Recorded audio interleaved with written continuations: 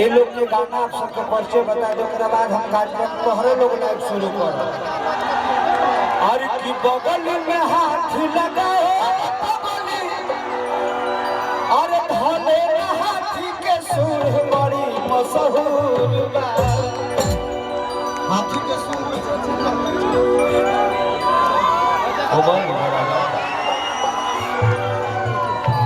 देखिए दिव्या भी आई है, वो भी अपने घर के बच्चे। तू भी आ जा दिव्या। देखिए और आज अरे हाला मत कर शर्म मरदा तो मन जवा छोड़ दे।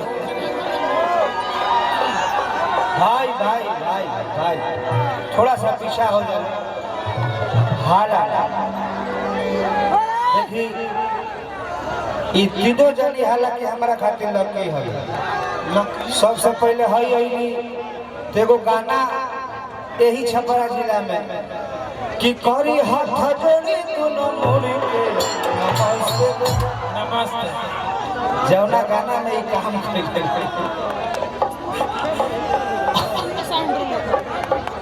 हाँ बहुत सारा गाना हिट देने वाली दिव्या और कोमल है, बहुत अच्छी एक्टर है। और इनके साथ जो आज मेरा गाना आया है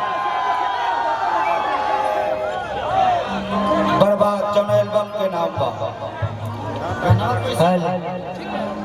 कि बर्बाद कइले बारू हो बर्बाद हो जइबू। जो गाना के आप सब एम्स म्यूजिक भोजपुरी चैनल पे जाएं और गाना के पूरा फुल वीडियो तो हर जी बोलो। हम चाहब के गाना के ओपनिंग बा तो आप सबके एक बार पूरा हम गाना दिखाई, बाकी तू लोग हाला कर और की धोखा दे के जान दिल दिखवले बारू हो कि हमारा के बड़ी छछनवले बारू हो। और की जे करा फिर तू जइबू अब सवाल हो जइबू। जब प्रमोद प्रेमी के नाम केहू का ना हो मेरी हो ना सलाते बना के रखी लो। अगर प्रेमी जी के ना हो खबे तो तू केहू के ना हो खबे बंद करो लोग हो मीडिया लोग के दिक्कत होता। बहुत बहुत पुरस्कार भाई की ओर से स्वागत अभिनंदन बा। अरे किच करा फिर तू जइबू अब सवाल हो जइबू। कइले बारू हो